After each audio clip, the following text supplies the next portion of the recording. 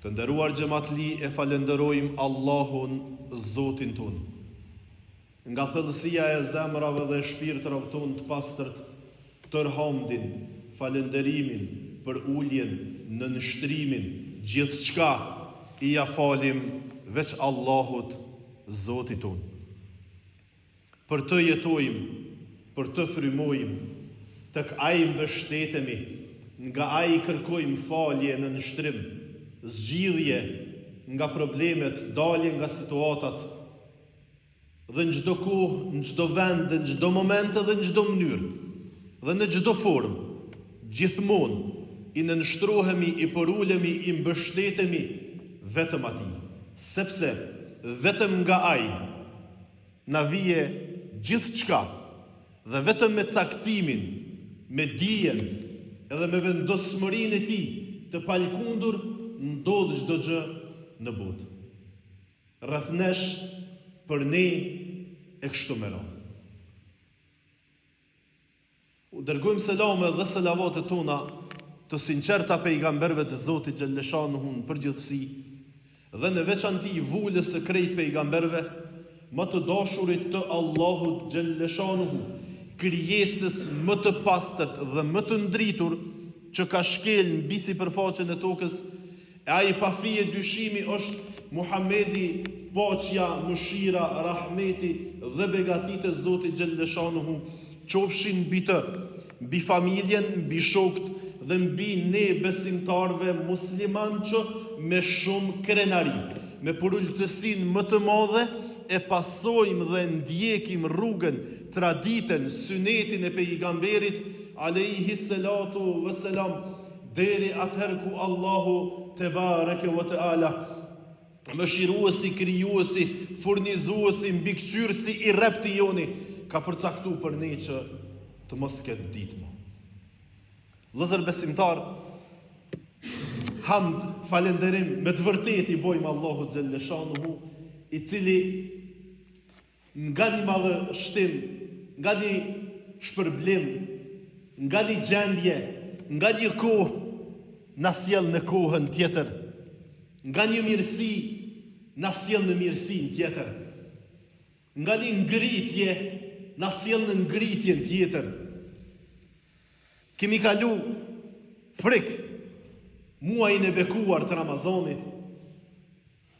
dhe mas ti i kaluam ditët e mira, të ëmbla të Shawalit, e tash po i afrohemi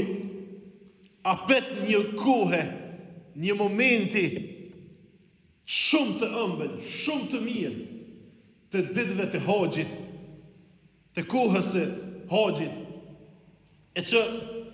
edhe këtu tash kem me të vërtet një ngritje të madhe, një vlerësim të madh që Allahu te bareke ve teala na i ka bë, jo vetëm, keni kujdes, ti thirrë mendjes, një vlerësim edhe një nder të madh Allahu këtu ditë e ka bë, jo vetëm për ata të cilët kanë vendos fizikisht edhe shpirtërisht të jenë musafir të Zotit xhaleshanuhu në shtëpinë e shejt, më të shejtën mbi sipërfaqen e tokës,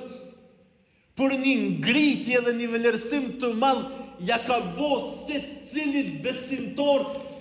prej fundit në fundin tjetër të globit, që thët la ilaha illallah Muhammed Rasulullah. E këtu ditë nuk janë vetëm ditët e haxhilerëve, por janë ditët e secilit besimtar që veç pak kondjenja edhe i rohë një gjys damori dikun në qenjen e tina, e ndjen madhështin e këtyne ditëve edhe të kësaj kohe. Na kena thonë vlaznit tunë, motrat tuna, njerëzit tunë në vendet e shejta, jënë bashkë me neve. Na du të jemi bashkë me ta atje, duke i jetu dhe i përjetue të gjitha knaqësit Amo, edhe pse s'ke mundësi fizikisht, shpirtnisht me konë bashkë me ta. Me qenje me konë bashkë me ta. Sepse të nderuarit e mi, një ajet madhështor në Kur'an po thot kështu: Bismillahirrahmanirrahim, walillahi ala nnasi hijjul bejti men istata'a ilayhi sabila. Allahu xhalla shanuhu po thot në surën Ali Imran ajeti 97, Allahu u a ka bërë obligim njerëzve haxhin në shtëpinë e shejt. Ati që nuk ka mundësi, ati që ka mundësi të shkoj deri te ajo atje.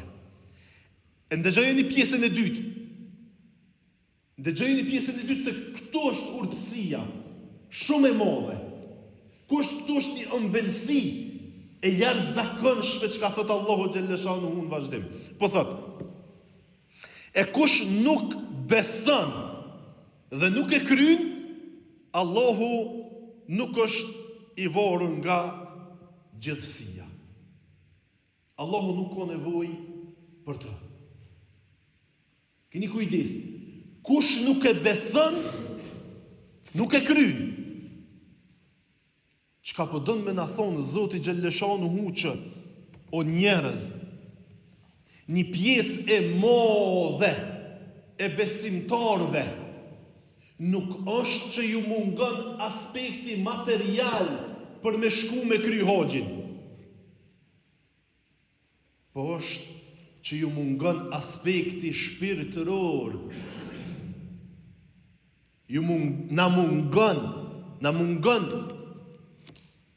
të diturit e ëmbëlsisë vërtet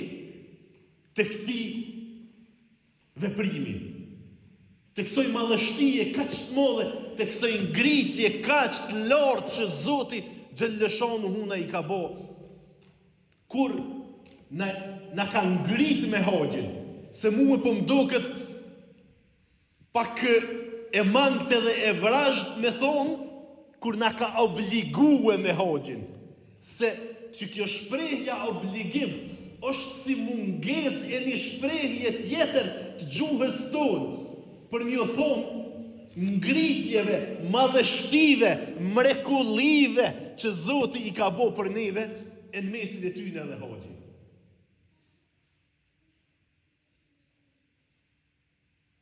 Pra, të mundohemi për veten tonë të zgjedhim mënyrat edhe fjalët më të ëmbla, se pasha madhninë e Allahit, veç për përgjegjësinë që e kena para Zotit, që nuk kena ditë mirë me javë ofru juve, nuk kena ditë mirë me u qasë, nuk kena gjetë formën më të miren edhe më të duhur të qosis edhe të ofrimit, të këtyne mrekullive kaq të mëdha, të këtyne madhështive, të këtyne ëmbëlsive kaq të mëdha që Zoti na i ka qu neve, një pjesë përgjithësisë kemi edhe na, që s'kena mujt bëll me ju qosë edhe s'kena dit bëll me ju qosë juve, që ju mi kuptue, që na bashkë mi kuptu ëmbëlsit kryesore, qëllimet kryesore, madhështit kryesore që Zoti na i ka bo të na i qu haxhin, namazin, agjërimin, mirësjelljen, mirëkuptimin e kështu me radhë. Një pjesë e madhe e besimtarve që nuk e kryjnë haxhin është faj i mos kuptimit të ëmbëlsisë, të urtësisë, të madhështisë madhe, të jashtëzakonshme që ka haxhi bashkë me krejt obligime tjera me të cilat ka obligu Allahu te bareke ve taala. Se pasha madhninë e Allahut, pasha madhështinë e tina, sikur të na kish rre zemra dhe shpirti, qysh do të duhet na rrehte, edhe sikur të kishim jetu çdo ditë edhe çdo natë, sikur të kishim ro edhe të kishim çu çdo ditë edhe çdo natë, me ëmbëlsinë e hoxhit, me ëmbëlsinë e namazit, me ëmbëlsinë e islamit, pa zoru kon për Allahun më na i kriju mundësit edhe me shku në haxha. Po ka se presëm heq na kishin ardhur mundësit. Edhe ishim shkuë. Edhe një pjesë bajagje e dhe e besimtarëve tonë e kishin shijuar këtë ëmbëlsi. Edhe një pjesë bajagje e dhe e besimtarëve tonë ishin konë sot këtu me neve duke e shiju ëmbëlsinë e namazit e gjumos, ëmbëlsinë e të qenurit adhurus i Allahut, i krijuesit, i Zotit tënë.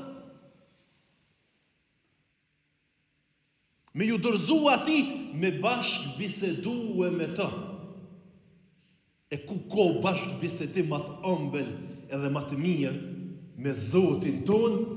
se nga shtëpia, nga vendi, më i shej, më i ndritur, më i ngritur, nga çobja e ndershme. Me shku atje Allahu xhaleshanuhu dhe mi thonë, o Zoti jam, une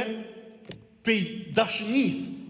pej mallëngjimit, pej përmallimit të madh që e kom me tyje, e kom lon punën, e kom lon familjen, e kom lon shoqnin, e kom lon xhamin, e kom lon vendin, e kom sakrifikue, e kom do për i kashotës të bukës, gojës tem, e të gojës të fëmijëve, e të gjitha gjonat i kom sakrifiku, edhe ju më ardhë me të dorëzu e ty në vendin më të shejtin, shpijen tone, musafiri jyti jëm, o Allahu jam, e ku ko nevoj, ku ko breng, e jemja dhe e jotja dhe e jona, që nuk realizohet kur na qështu i qasmi Allahut, Zotit tonë. Cila breng është e modhe për Allahun, cila smundje është e modhe për Zotin, mos më na i shërue, kur na i qasmi qështu Zotit tonë. Kur ne e qesëm bollin në tokë, edhe nuk kem forcë më ngrit prej sejdës. Tu ju lut, tu jetu, tu knosh, tu çmon, tu përmallue me Allahun, me Zotin tonë. Veç çështu kur je përjetojna Islamin, veç çështu kur jetojna me Allahun, veç çështu ai është që na i realizan se cilën dëshirë, se cilën nevoj, se cilin synem, po s'ka kush po një botë mu quhe kunder,